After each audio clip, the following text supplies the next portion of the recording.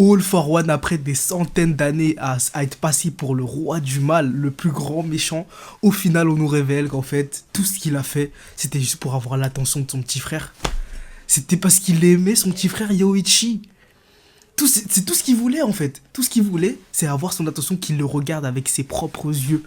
Les gars, c'est une dinguerie. Du coup, le combat là, les gars, il est terminé. Deku, il a bousillé All for One avec l'aide de tous les héros. Mais Deku, il est tellement gentil, les gars, qu'il dit à All for One, je te déteste, je te pardonnerai jamais, mais je te comprends. Genre, il a vu les sentiments, la vision, les mémoires, la mémoire de All for One, et il sait qu'en fait, voilà, il aimait juste son petit frère, il voulait juste son attention, et du coup, il a gardé un petit fragment, en fait, de l'âme de Yoichi, et donc, il a permis à All for One de lui parler une dernière fois, en fait. Et du coup, bah, ils sont expliqués, etc., vite fait, hein, très rapidement, et c'est une dinguerie, en fait.